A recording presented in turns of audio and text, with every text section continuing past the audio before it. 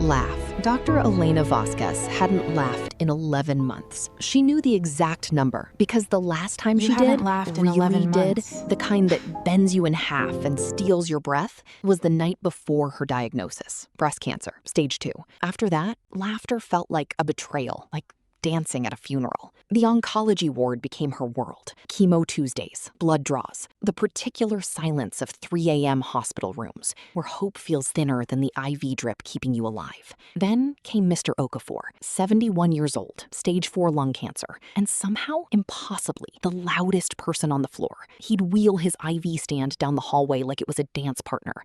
He did impressions of the doctors. Terrible ones. Hilariously, criminally terrible ones. "You're not funny," Elena told him one afternoon, deadpan from her bed. "And yet," he said, pointing a triumphant finger at her mouth, "you're smiling." She was.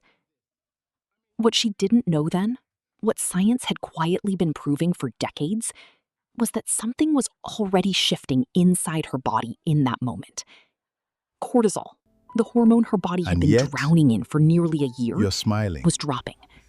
Epinephrine, the chemical cousin of chronic fear, was retreating. Her immune cells, the very soldiers she needed most, were waking up. Laughter, it turns out, isn't just a feeling. It's a biological event. Studies from Loma Linda University showed that even anticipating laughter drops cortisol levels by nearly 40%. Genuine laughter triggers the release of endorphins, relaxes arterial walls, and puts the nervous system into a state it only otherwise reaches during deep meditation. The body doesn't know the difference between surviving and thriving. It only responds to signals, and a real, deep, ridiculous laugh, that's the clearest signal of safety the body can receive. Mr. Okafor laughed every day, not because his life was easy, but because, as he told Elena once, "The cancer gets my cells. It doesn't get my afternoons." Elena started laughing again on a Wednesday. Mr. Okafor did an impression of a grumpy radiologist. Arms crossed, voice 3 octaves too deep. She laughed so hard, she knocked her water cup off the tray. She laughed the next day, too. And the next. And the next.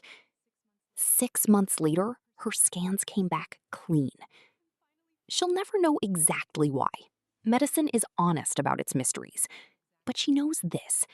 Somewhere between the fear and the fighting, she stopped letting cortisol write the story.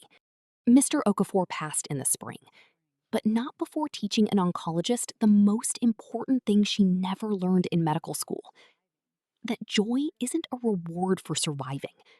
It's part of how you do it.